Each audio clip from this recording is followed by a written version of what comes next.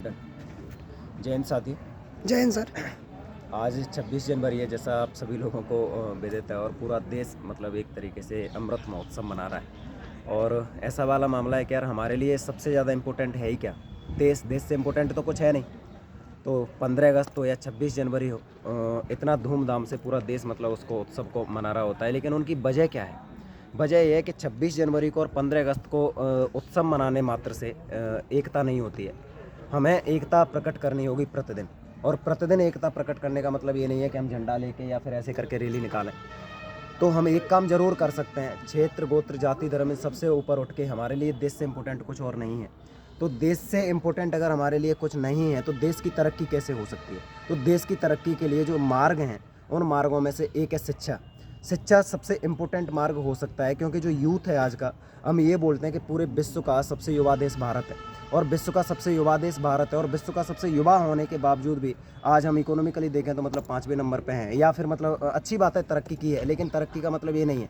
युवा होने का मतलब होना चाहिए था कि हम पहले नंबर पे होते। कितना खुशी वाला मामला होता अगर हम पहले नंबर पे होते।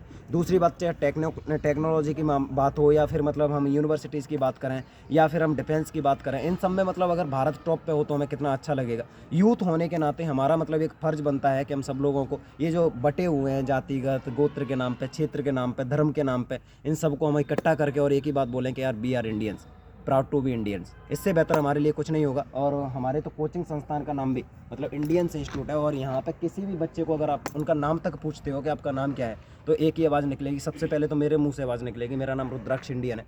और इनके मुंह से निकलेगी तो एक ही बात निकलेगी, मैं हेमंत इंडियन हूँ। इनके मुंह से निकलेगी तो ये लेखराज है ना। ये सारे के सारे लोगों, एक भी बच्चे से भी अगर आप पूछते हो तो इनके मुंह से सिर्फ एक ही आवाज़ निकलती है कि हम भारतीय हैं, और भारतीय के अलावा कुछ भी नहीं। और ये वाली समानता अगर हम सबके अंदर आ जाए तो हम तरक्की कर जाएंगे। क्योंकि हम तरक्की में जो बाधा है ना, बहुत बड़ी बाधा यही है कि हम बोल रहे हैं भाई तू नीचा है, तू ऊंचा है, तू ऐसा है, तू वैसा है। मतलब भाई अगर कोई व्यक्ति ये सोचता है कि मैं जन्मजात श्रेष्ठ हूँ तो वो मानसिक रोगी है। जन्मजात कोई श्रेष्ठ हो ही नहीं सकता है। सब व्यक्ति अपने अपने कर्मों के हिसाब से होते हैं, चाहे मैं हूँ, चाहे तुम हो, चाहे कोई और भी हो।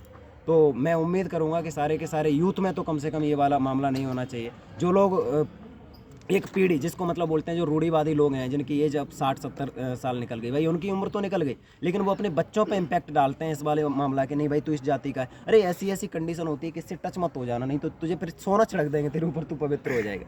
अब सोच के देखो, मतलब एक इंसान को छुआछूत के लेवल वाला मामला ये है।